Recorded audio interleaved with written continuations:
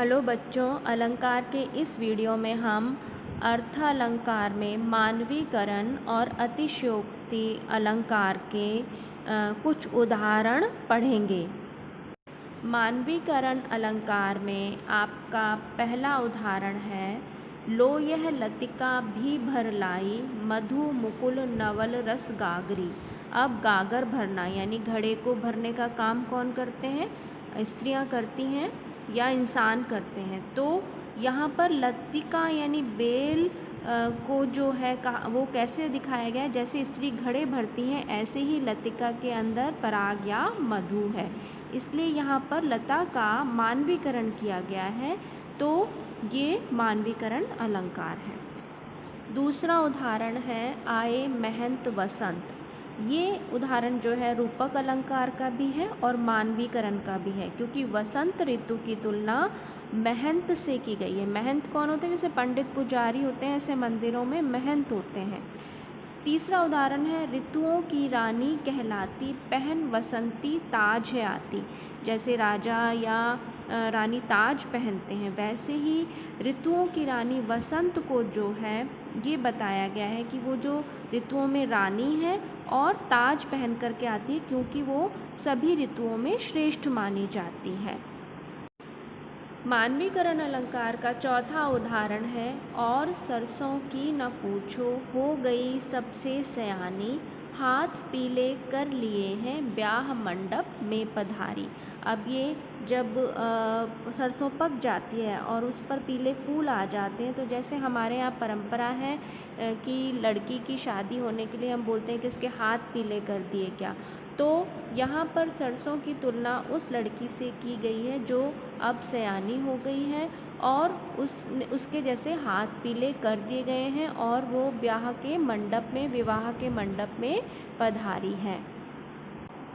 अगला उदाहरण है, चुपचाप खड़ी थी वृक्ष पात, सुनती जैसे कुछ निजी बात।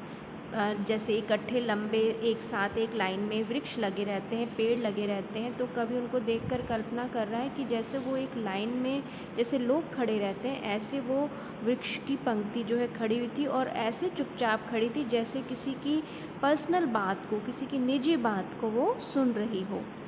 छठा उदाहरण है, आगे आगे नाचती गाती बयार चली। यानी जब बादल छा जाते हैं और उससे पहले हवा चलती है, तो जैसे बादलों के आने का वो स्वागत जो है, हवा जो है नाचते गाते हुए आगे आगे चल रही है, जैसे इंसान चला करते हैं किसी के आने पर खुशी जाहिर करने के लिए।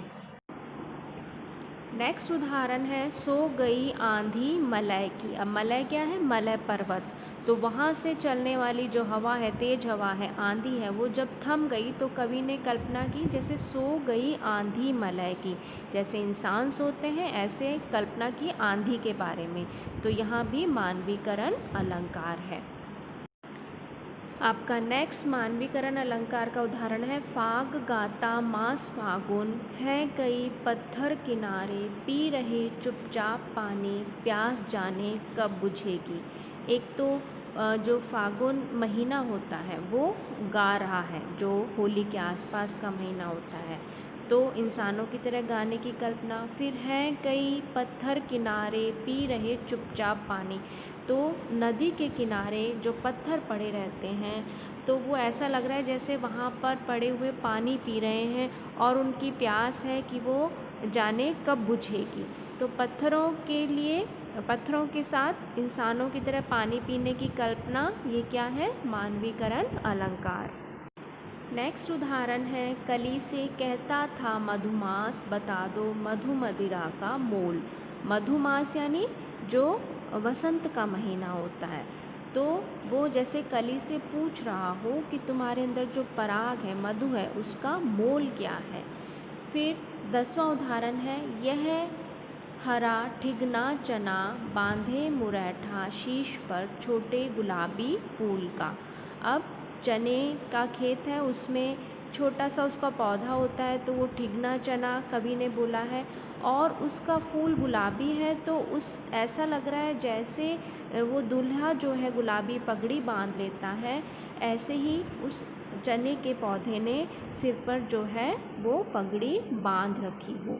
तो इन अलंकारों में निर्जीव वस्तुओं को बात करते हुए या इंसानी क्रियाकलापों की तरह क्रियाकलाप करते हुए बताया गया है, इसलिए इन सभी अलंकारों में मानवीकरण अलंकार है।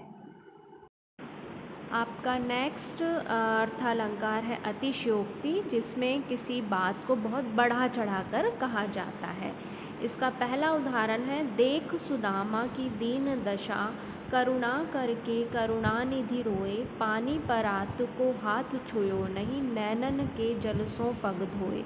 अब सुदामा श्री कृष्ण से मिलने आए हैं और श्री कृष्ण अपने मित्र को देखकर इतने भावुक हो गए हैं कि उन्होंने जो है उनके जो पैर धोने के लिए परात के पानी को छुआ तक ही नहीं और अपने जो आंसुओं से ही उनके पैरों को धो दिया। तो ये वर्णन जो है ये अतिशयोक्तिपूर्ण है, मतलब बहुत ज़्यादा बढ़ा चढ़ा कर किया गया है। इसलिए जो श्री कृष्ण की भावुकता को जो बढ़ा चढ़ा कर दिखाया गया है, इसलिए यहाँ पर अतिशयोक्ति अलंकार है।